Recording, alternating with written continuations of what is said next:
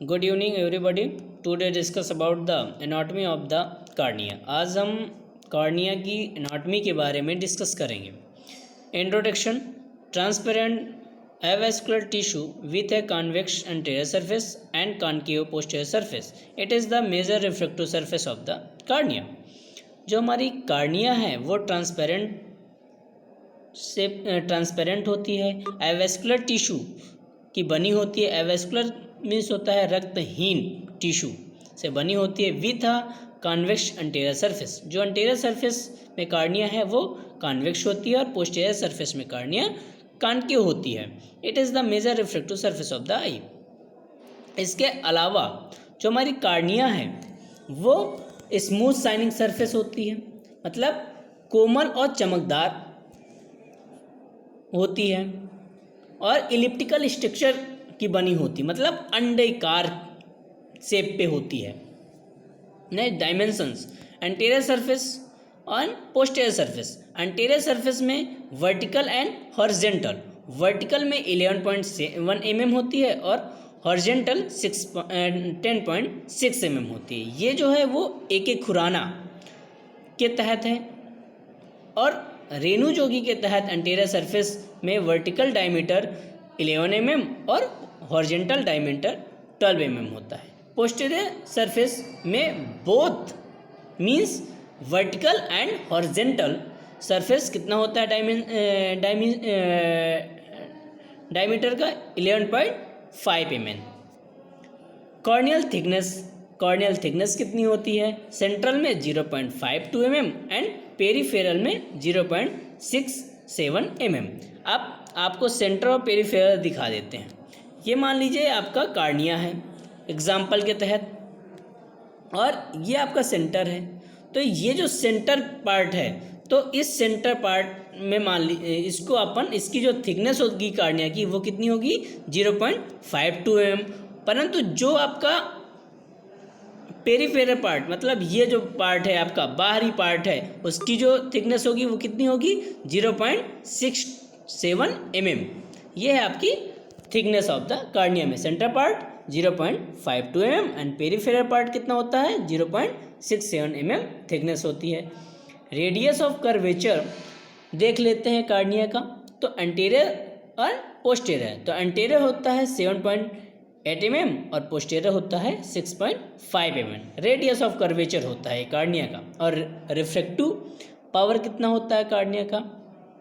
Anterior surface में +48 dioptre and posterior surface में जो रिफ्रैक्टिव पावर होता है वो -5 डायोप्टर का होता है। रिफ्रैक्टिव इंडेक्स कार्निया का 1.376 होता है। जो कार्निया का रिफ्रैक्टिव पावर होता है वो 1.376 होता है। अब बात करते हैं कार्निया में किस किस चीज़ से मिलकर बनी होती है, क्योंकि कई क्वेश्चन ऐसे होते हैं सभी के दिमाग में कार्निया किससे मिलकर बनी होती है, उसमें क्या क्या मिला होता है वगैरह वगैरह। तो जो हमारी कार्निया है वो कार्नियल कंपोजिशंस में क्या है? Water, collagen, other proteins and gas मिली होती है। तो वाटर जो है वो 78%, collagen 15%, other protein 5% and gas जो है वो 1% मिली होती है। इसके बाद अपन स्ट्रक्चर की बात कर लेते हैं कि कार्नियल की जो स्ट्रक्चर है मीन्स लेयर है। कार्निया में कितनी लेयर होती हैं? तो देयर आर 5 लेयर्स।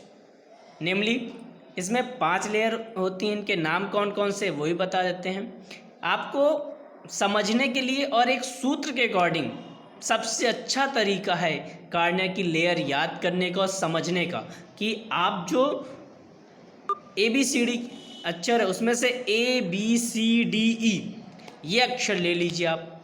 अब ABCDE लेने से आप कैसे कार्निया की लेयर आप समझ पाओगे? ये एक दिमाग में आपके क्वेश्चन आ गया कि सर ABCDE हमने ले लिया तो कार्निया की लेयर कैसे बन गई? तो देखिए ABCDE लेने से क्या हुआ। ए से एंटीरियर इपिथीलियम, ये फर्स्ट लेयर है कार्निया की। ए से एंटीरियर इपिथीलियम, बी से बोमेंस मेम्ब्रेन, सी से सेंट्रल स्ट्रोमा, डी से डेस्मेट मेम्ब्रेन एंड ई से एंडोथीलियम। ये 5 लेयर हैं आपकी कार्निया की। एक नई लेयर आई है, मीन्स कार्निया की छठवीं लेयर भी आई है, जिसको हम कहते हैं दुआस लेयर। कार्निया की छठवीं लेयर को क्या कहते हैं? दुआस लेयर। ये कार्निया की छठवीं लेयर है। इसकी खोज 2013 में हुई थी, डॉक्टर हरमिंदर सिंह दुआस ने की थी। हरमिंदर सिंह दुआस ने इसकी खोज 2013 में की है। इस लेयर को, छठवीं लेयर को कार्निया के क्या नाम से जानते हैं? दुआस लेयर के नाम से। यह है आपका स्ट्रक्चर, कार्निया की लेयर का या कार्निया का स्ट्रक्चर। तो सबसे ऊपर आप देख रहे हैं कि इपिथीलियम, ये जो आपकी लेयर है ये आपकी क्या है? इपिथीलियम। इसके बाद ये आप देखते हैं, ये जो है वह है आपका बोमेंस।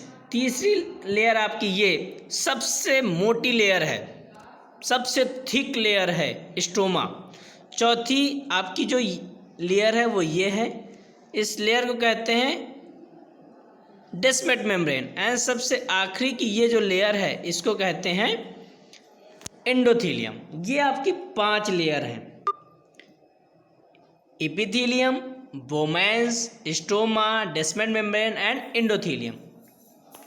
स्टोमा का दूसरा जो नाम है वो है सबस्टेंटिया प्रोपिया। स्टोमा का दूसरा क्या नाम है? सबस्टेंटिया प्रोपिया। ये है आपका कार्निया की लेयर में स्टोमा का दूसरा नाम। तो ये है आज की हमारी class. So thank you guys.